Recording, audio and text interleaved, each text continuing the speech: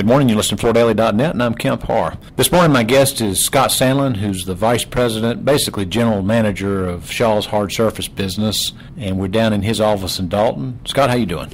I'm good. That general manager sounds a little bit fancy for me, though. I'm just trying to get this hard surface business going the right direction. Well, then let's talk about that a minute. For many years, you came up through the soft side of the business. I think one of the first questions I have for you is Shaw is still the largest producer of soft surface in the world, and yet this hard surface business, we're seeing the trend move away from carpet toward hard surface in the marketplace, and at the same time, Shaw's business is also strengthening on the hard surface side. Talk a little bit about your all's growth in hard surface. Yeah, Kemp, and I don't know, you know more about the, carpet share and all that, and the guys next door know a lot more about that. I mean, we're just focused on our hard surface growth and the categories that we're in, and the business has been healthy for us. As you know, we've got the organization to take it to the street, and we've improved, I think, at every level of that, from territory managers all the way up through the team that you're going to be meeting with today here. So that's been our focus, is getting our team right to make sure we take care of our customers. Mm-hmm. So just talk about the components for a minute and through the history a little bit. Shaw first stepped out in the laminate business, and then in the hardwood business you bought Anderson and grew organically your Shaw hardwood business. You then stepped into the tile business, and then lastly, a couple of years ago, stepped in the resilient business. So now you have products in every category, right? We have them in every category, and we focus on some more so than others based off our capacities and so forth. Our most important category is wood, and that's where we've invested the most. You mentioned Anderson. We also bought Zigcraft. We bought Stewart. So we've had quite a few acquisitions there, and we've put a lot of things into those, and we've spent a lot of money on those facilities the last several years trying to get them right from not only a service and product perspective, but also quality. And I think today I think most folks would say we're the best from a quality perspective as well. So yes, we're focused on all the categories, and we're excited about all of them. Obviously the resilient category's been hot, and that one's been good for us as well. So we're going after them all. I know you probably focus more on the residential side, but it was almost an embarrassment for the resilient industry to go to Neocon last year, and Shaw's there with the first products that they have in that category, and they win the Neocon Gold. It wasn't an embarrassment for us. It was exciting for us, and I'm just proud of the commercial team. I mean, it was just it's taking the talent we have and working them into the hard surface arena. And, success drives a lot of that. We've had some success in hard surfaces. So we've brought people into the business, and they've designed off the platforms they work from, even in carpet. But also we've had to pull in some design talent from the hard surface side as well. So we've married those up. And the commercial team's done a great job of getting product to market, and pretty products get to market. It's pretty sells, ugly don't, is the old adage from my carpet days, and we've come out with some really good-looking products for the marketplace, commercially and residentially. Now let's talk about this one-stop shop theory for a minute, because obviously it's what Shaw is focused on, it's what Mohawk is focused on. Now we've got Tarkett entering the soft surface business, and as I look at the products you put together, you actually are almost coordinating the looks across the categories, aren't you?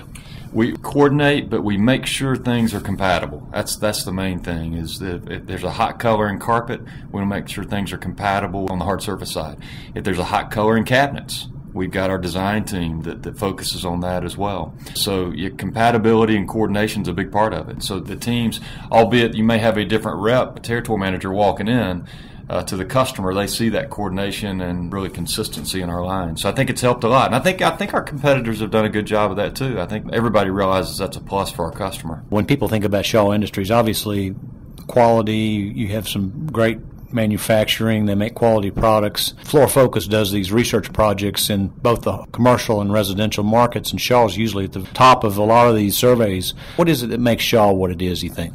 I know it sounds like a little bit of a cliche, but it's our people. We have worked hard on the hard surface side of Shaw's business to make sure we have the best people that are calling on our customers, that are managing the folks that call on our customers, and that are developing the products and putting the systems in place back here to drive our business so that we're at least as good as we are in carpet.